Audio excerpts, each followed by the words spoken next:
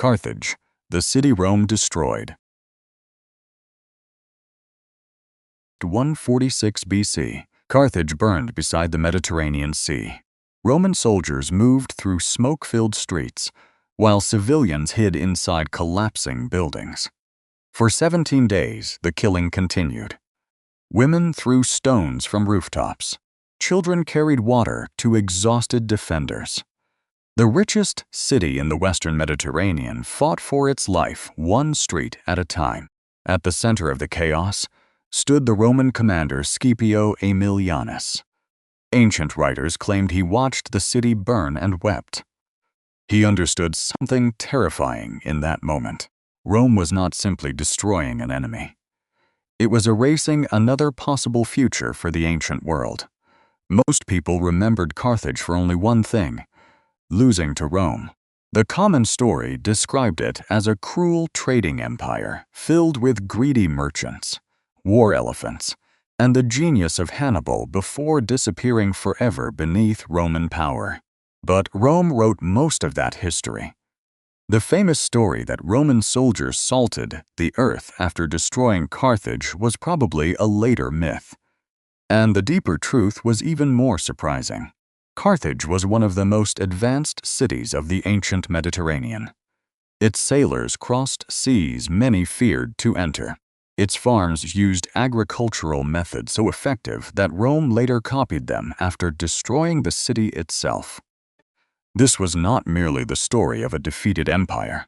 It was the story of why Rome believed Carthage had to vanish completely.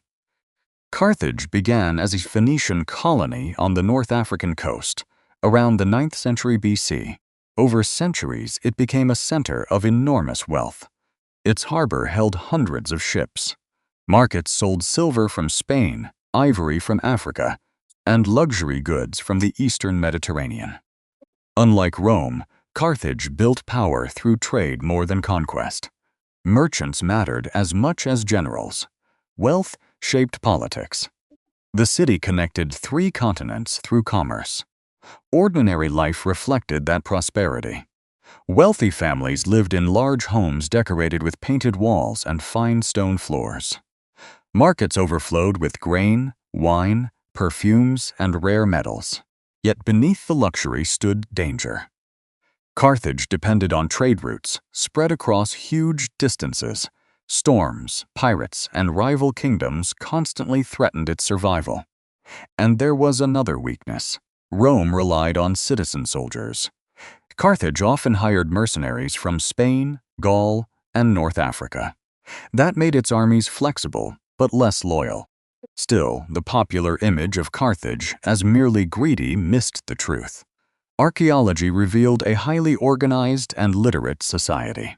Carthaginian farming manuals became so respected that Roman scholars later translated them into Latin. That irony mattered. Rome burned the city, but preserved its knowledge. By the 3rd century BC, 2 powers dominated the Western Mediterranean.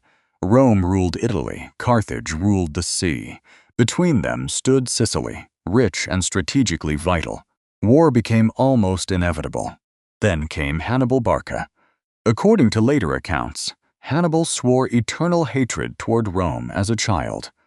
Whether the story was fully true remained uncertain. Yet it captured the world he inherited. In 218 BC, Hannibal shocked the ancient world. Instead of attacking Rome by sea, he marched an army from Spain across the Alps during winter. Soldiers froze to death beside war elephants on icy mountain paths. Thousands died before reaching Italy, but those who survived terrified Rome. At Cannae in 216 BC, Hannibal destroyed a massive Roman army using one of history's greatest battlefield tactics. Ancient writers described the ground covered with tens of thousands of bodies. Yet Rome refused to surrender. Why?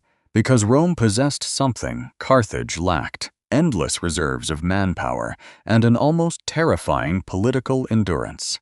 Roman armies kept returning no matter how many were destroyed. Hannibal later admitted the tragedy of his campaign when he reportedly said, "I knew how to gain victories, but not how to use them." He could defeat Roman armies. He could not break Rome itself. Meanwhile, Carthage hesitated to fully support him.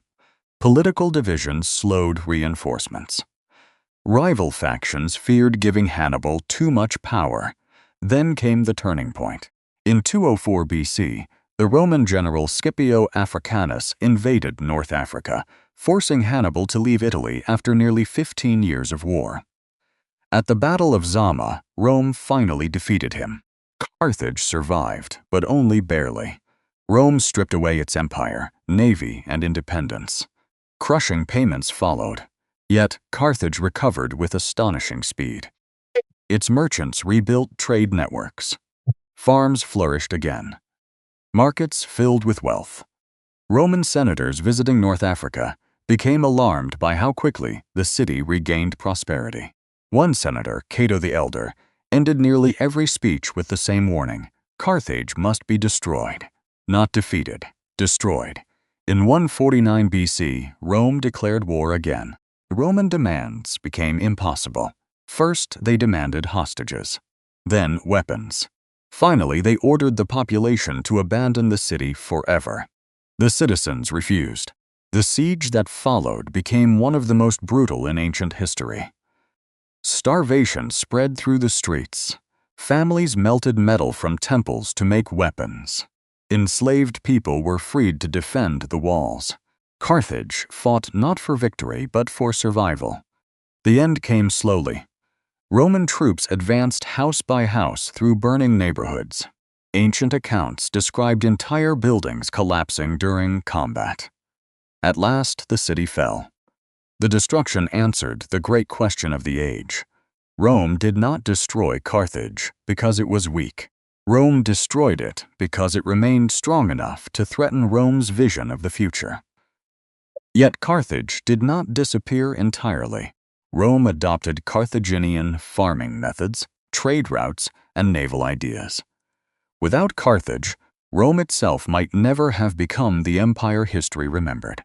And history judged Carthage unfairly for centuries because most surviving accounts came from Roman writers. Archaeology later revealed something different: a cosmopolitan civilization linking Africa, Europe, and the Near East, through trade and innovation long before Rome ruled the Mediterranean. Very few cities changed history so completely that their destruction reshaped civilization itself. Carthage did exactly that. Its fall left Rome without a serious rival in the Western Mediterranean, opening the path toward empire and centuries of Roman domination. But the ruins remained beside the sea: burned stones, broken foundations, silence where crowded markets once stood. Perhaps that silence carried the deepest lesson of all. Was Rome justified in destroying Carthage to secure its own survival? Or did the destruction reveal the moment Rome itself began losing the moral limits that once defined the Republic? History never fully answered the question, and perhaps it never could, because every great empire eventually faced the same temptation Rome faced beside the burning walls of Carthage. Whether defeating an enemy was enough, or whether that enemy had to disappear forever. If this story proved anything, it was this: civilizations did not vanish only because they were weak. Sometimes they vanished because they remained too powerful to ignore.